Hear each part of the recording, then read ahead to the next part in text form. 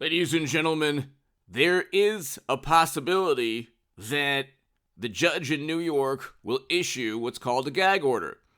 This will be struck down by the Supreme Court, according to Alan Dershowitz and others. Alan Dershowitz has a YouTube channel, by the way. You should subscribe to it. It's pretty awesome. And the reason is because he's a candidate, and he is the front runner in the GOP nomination, obviously. Far and away, he'll defeat DeSantis by a wide margin. There's nobody close to Trump. He'll get the nomination. It doesn't matter if he's convicted. It'll be thrown out on appeal. It doesn't matter if they indict him in Georgia, indict him with the special counsel, indict him, where else can they, for January, same thing, special counsel. So it doesn't matter if he gets 2 or 3 or 4 more indictments. Everybody on the planet knows they despise Trump. They're utilizing the federal government and state governments against Trump.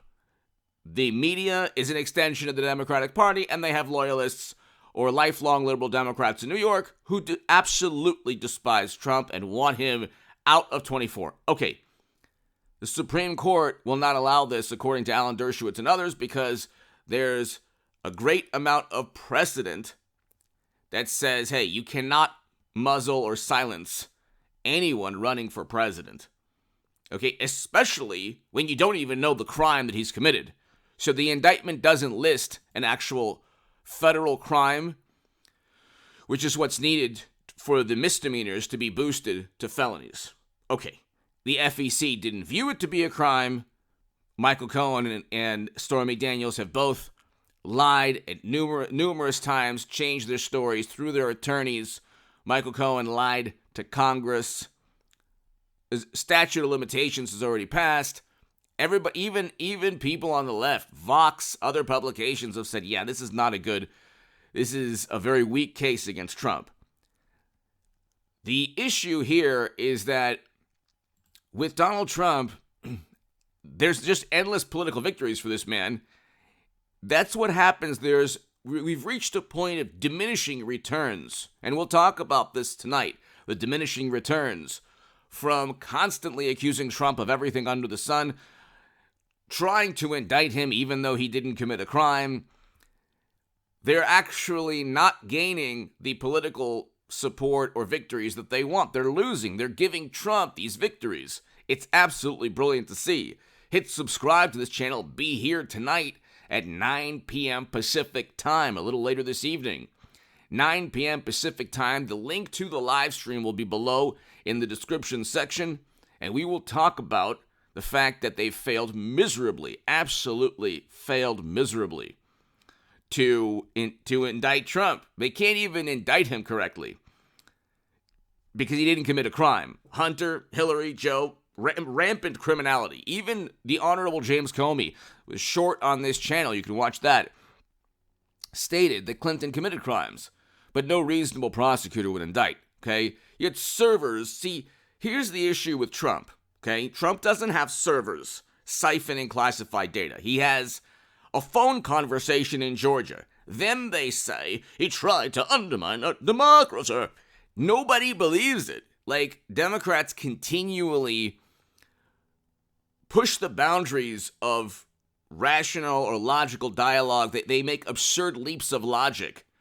Trump phone call to the president in a country invaded while Biden's in office, because they wouldn't have happened with Trump, because he would have pushed to prevent that to take place, peace deal or negotiated settlement. That's one of the main reasons why both the never-Trumpers and Democrats want to stop Trump, because he doesn't play ball.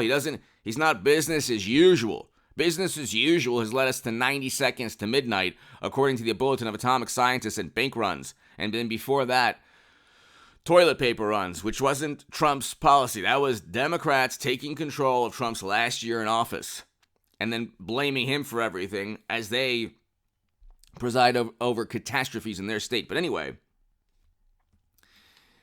you have a situation, ladies and gentlemen, where the Supreme Court would completely give Trump another victory if the judge issues a gag order.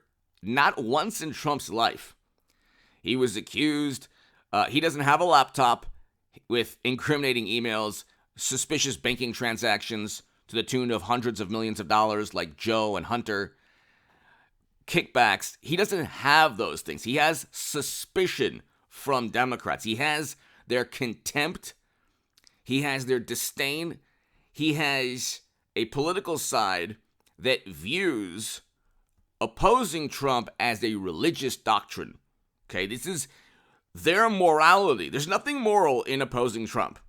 Okay, because what you're actually up against is a caricature of a caricature of what you think. Democrats don't actually oppose Trump. When those friends called you up and said, I just want to let you know, I can't be your friend anymore.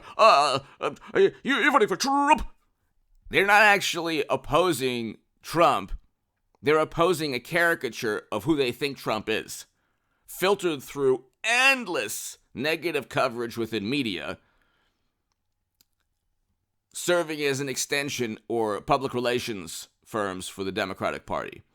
So, does Trump have a big ego? Is he loud? Yeah, sure, okay. Is he a menace to democracy? No, that's an opinion. Okay, that's a stupid opinion.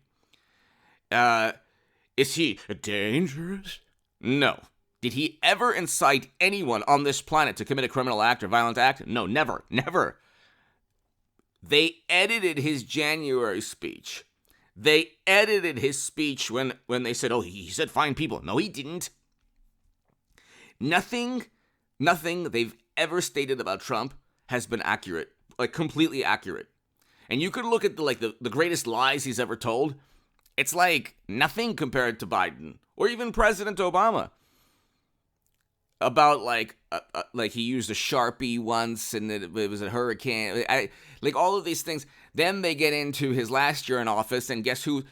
All of his adversaries said the exact same things initially. So, but they expect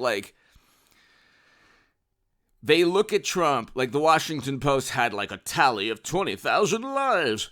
Had they utilized the same standard of judgment against Biden, for example, we would have had 40,000 lies thus far. Okay, all Biden does is lie.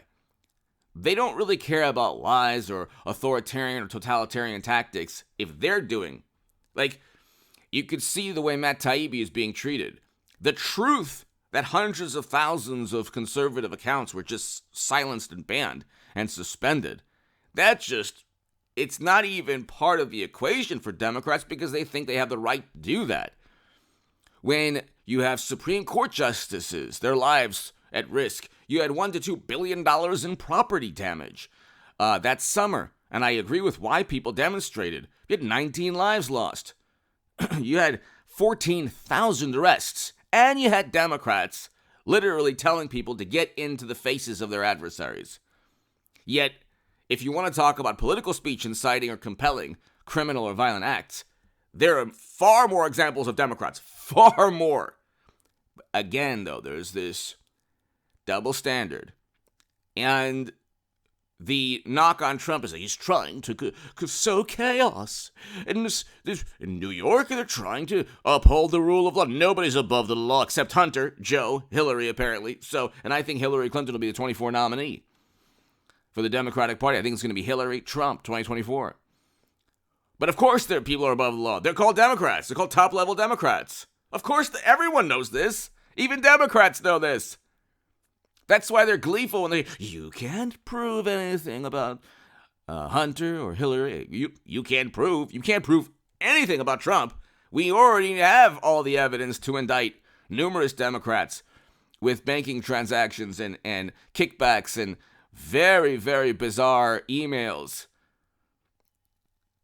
And it's really unbelievable. The DNC emails, Hunter's laptop, it's always a plot from another country. Like, what political side? The people who claim that Trump's an authoritarian are actually the authoritarians. They're the ones who want to erase the First and Second Amendment. They're the ones who want to police your speech. Okay. They have to actually alter the definition of words, and that's happening a lot lately. Because if they speak a language not altered by political euphemism, they can't win an argument. Anyway, give me your thoughts below. Hit subscribe right now. Be here tonight at 9 p.m. Pacific time. The Supreme Court will side with Trump. Give me your thoughts.